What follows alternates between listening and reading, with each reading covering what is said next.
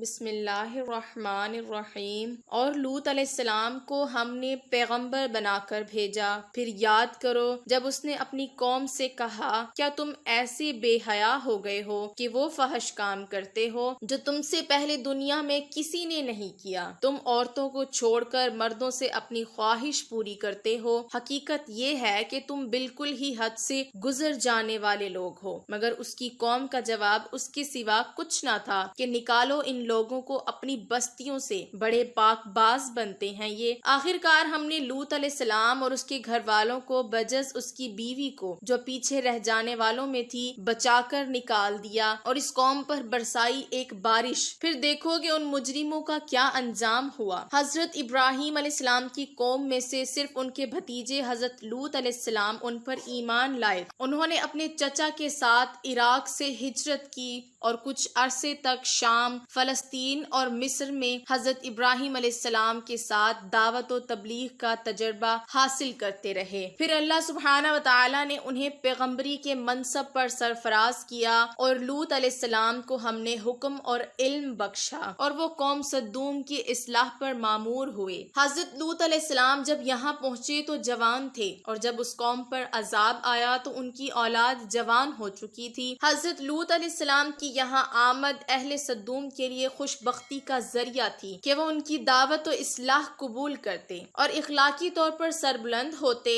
اور خوشحالی پاتے۔ ایسا محسوس ہوتا ہے کہ انہوں نے حضرت لوط علیہ السلام کی اپنے یہاں آمد کو خوش دلی سے قبول کیا، کیونکہ حضرت لوط علیہ السلام اعلیٰ اخلاق و کردار کے مالک تھے، اور اپنی بیٹی کی شادی کر کے انہیں اپنا داماد بھی بنا لیا۔ اس لیے قرآن انہیں قوم لوط علیہ السلام کہتا ہے۔ ان کے اس اچھے آغاز پر اللہ تعالیٰ نے انہیں خوشحالی عطا کی۔ یہود کی کتاب تلمود میں لکھا ہے کہ صدوم کے علاوہ ان کے 4 بڑے شہر اور بھی تھے، اور ان شہروں کے درمیان کا علاقہ ایسا گلزار بنا ہوا تھا کہ جہاں تک نگاہ جاتی تھی بس ایک باغ ہی باغ نظر آتا تھا، جس کے حسن و جمال کو دیکھ کر انسان مدہوش ہو جاتا تھا۔ لیکن حضرت لوط علیہ السلام ان پر جو اخلاقی پابندیاں لگاتے تھے وہ انہوں نے قبول نہ کی۔ قرآن مجید کے مطابق وہ پہلے سے بہت برے کام کر رہے تھے۔ وہ سمجھتے تھے کہ حضرت لوط علیہ السلام کی باتیں مان کر ان کی خوشحالی کو دوام حاصل نہ ہوگا، بلکہ وہ ماند پڑ جائے گی۔ سب سے پہلے انہوں نے غیر قوموں سے اپنے معاملات خراب کیے۔ تلمود میں لکھا ہے کہ ایک مرتبہ ایک الامی مسافر ان کے علاقے سے گزر رہا تھا، راستے میں شام ہو گئی اور اسے مجبوراً ان کے شہر صدوم میں ٹھہرنا پڑا۔ اس کے ساتھ مال تجارت اور اپنے کھانے پینے کا سامان تھا۔ کسی سے اس نے میزبانی کی درخواست نہ کی، بس ایک درخت کے نیچے اتر گیا، مگر ایک صدومی اصرار کے ساتھ اٹھا کر اسے اپنے گھر لے گیا، رات اسے اپنے ہاں رکھا اور صبح ہونے سے پہلے اس کا گدھا اس کے ذہن اور مال تجارت سمیت اڑا دیا۔ اس نے شور مچایا مگر کسی نے اس کی فریاد نہ سنی، بلکہ بستی کے لوگوں نے اس کا رہا سہا مال بھی لوٹ کر اسے نکال باہر کیا۔ اس طرح کے متعدد واقعات بیان کرنے کے بعد تلمود کے مصنف لکھتے ہیں کہ اپنی روزمرہ کی زندگی میں یہ لوگ سخت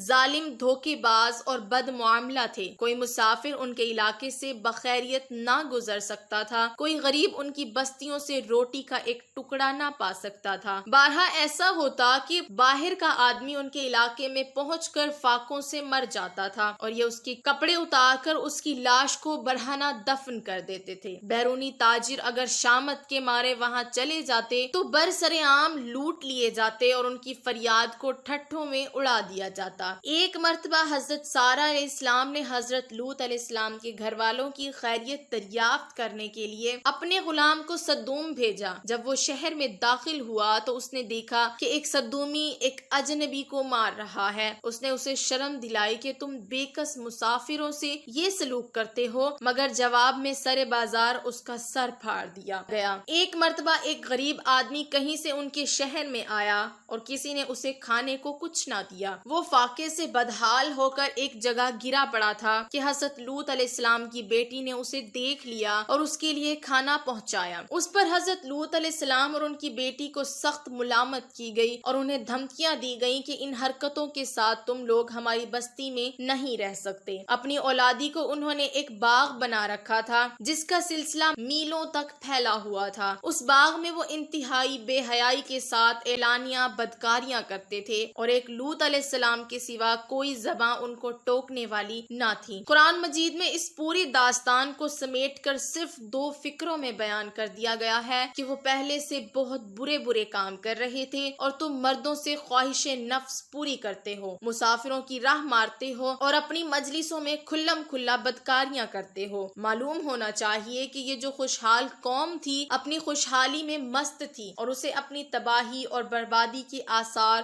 دور دور تک نظر نہ آتے تھے، لیکن آج اس قوم کا نام و نشان تک دنیا میں نہیں۔ اب صرف بحر مردار ہی ایک یادگار باقی رہ گیا ہے جسے آج تک بحر لوط کہا جاتا ہے۔ حضرت لوط علیہ السلام نے ان سے سوال کیا، اور تمہاری بیویوں میں تمہارے رب نے تمہارے لیے جو کچھ پیدا کیا ہے اسے چھوڑ دیتے ہو؟ مطلب یہ کہ اس خواہش کو پورا کرنے کے لیے جو بیویاں خدا نے پیدا کی تھی انہیں چھوڑ کر تم غیر فطری ذریعے یعنی مردوں کا اس غرض کے لیے استعمال کرتے ہو۔ دوسرا مطلب یہ بھی ہو سکتا ہے کہ خود ان بیویوں کے اندر خدا نے اس خواہش کی تکمیل کا جو فطری راستہ رکھا تھا اسے چھوڑ کر تم غیر فطری راستہ اختیار کرتے ہو۔ اس دوسرے مطلب میں یہ اشارہ نکلتا ہے کہ وہ ظالم لوگ اپنی عورتوں سے بھی خلاف فطرت فعل کا ارتکاب کرتے تھے، اور یہ بھی ہو سکتا ہے کہ وہ نادان اپنی خوشحالی کے ماند پڑنے یا ختم ہو جانے کے خوف سے آبادی کو بڑھنے سے روکنے کے لیے یہ حرکت کرتے ہوں۔ یہ اس قوم کا سب سے بڑا جرم تھا جس کی وجہ سے خدا کا عذاب ان پر نازل ہوا۔ اس کے ارتکاب سے تو بدکردار انسان کبھی باز نہیں آئے، لیکن یہ قوم اعلانیہ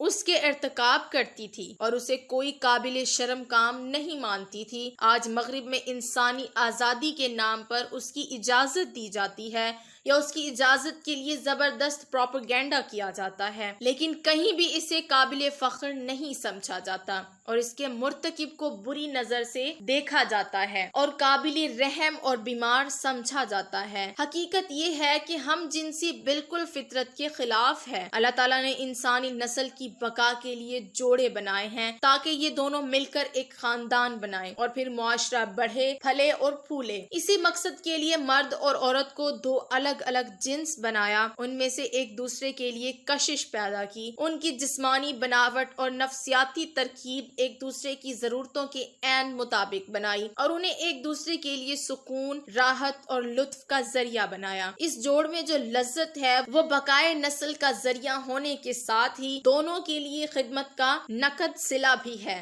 مگر جو شخص فطرت کی اس اسکیم کے خلاف عمل کر کے اپنے ہم جنس سے شہوانی لذت حاصل کرتا ہے وہ ایک ہی وقت میں کئی جرائم کرتا ہے۔ پہلا جرم وہ اپنی جسمانی بناوٹ اور نفسیاتی ضرورت کے خلاف عمل کر کے اپنے جسم، نفس اور اخلاق کو تباہ کرتا ہے جس کا اسے کوئی حق نہیں کیونکہ یہ اس کا بنایا ہوا نہیں ہے۔ دوسرا جرم جس قوت سے لذت حاصل کرتا ہے اس کے ذریعے بقائے نسل کی فطری نظام سے منہ پھیر کر اپنے فرائض اور ذمہ داریوں سے بھاگتا ہے اور فطری نظام سے غداری کرتا ہے۔ جس خاندان کے ذریعے وہ پیدا ہوا پروان چڑھا، مگر جب اس کی اپنی باری آئی تو حقوق اور فرائض اور ذمہ داریوں کا بوجھ اٹھانے کی بجائے اپنی قوتوں کو پوری خود غرضی کے ساتھ ایسے طریقے پر استعمال کرتا ہے جو خاندان کو تباہ کرنے والا ہے۔ تیسرا جرم وہ اپنے آپ کو نسل اور خاندان کی خدمت کے لیے نااہل بناتا ہے اور اپنے ساتھ کم از کم ایک غیر مرد کو طبی زنانہ پن میں مبتلا کرتا ہے اور کم از کم 2 عورتوں کے لیے بھی جنسی بے راہ روی اور اخلاقی پستی کا دروازہ کھول دیتا ہے۔ قرآن مجید میں صرف یہ بتایا گیا ہے کہ عمل